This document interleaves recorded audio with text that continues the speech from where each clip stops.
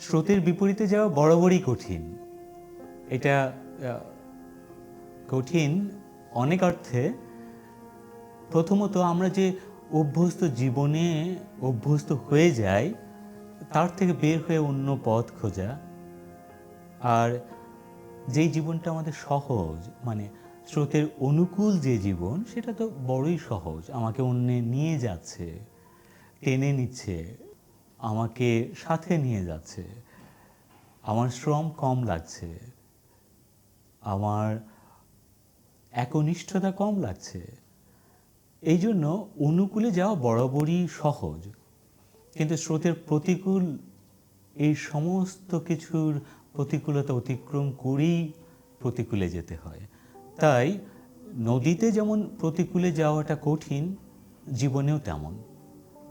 প্রতিকূলতা বরাবর কঠিন, কিন্তু প্রতিকূলতায় না গেলে জীবনের সবটা দেখা হয় না।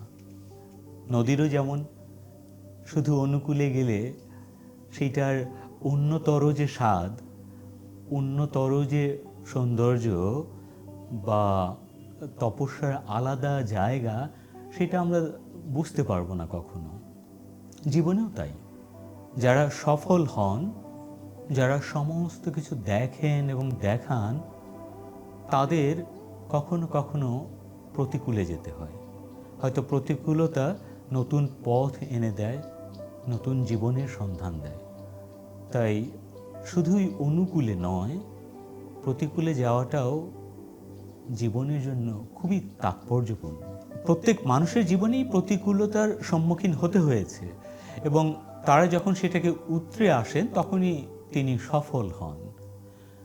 যখন আমরা বরাবর অনুকূলে চলব, সে আমাদের প্রথাগত জীবনে হোক, আমাদের নিজেদের তৈরি করা হোক, অথবা কাজ হোক, কোনো খেলা হোক, অথবা নদীতে সাঁতরানো, যাই হোক না কেন, অনুকূলে যখন আমরা চলব, তখন আমাদের অর্জনটা হবে সাধারণ মানের।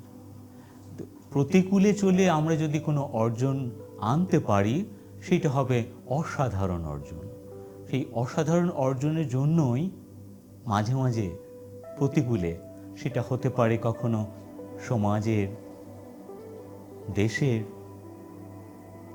প্রথার, সমস্ত কিছু উপেক্ষা করে প্রতিকূলে গেলেই অনেক সময় সবচাইতে আশ্চর্যজনক সাফল্য মেলে। সেইটা আমাদের মাঝে মাঝে খুবই দরকার হয়। অনুকূল কখনোই আপনাকে অত্যাশ্চর্য সাফল্য এনে দেবে না।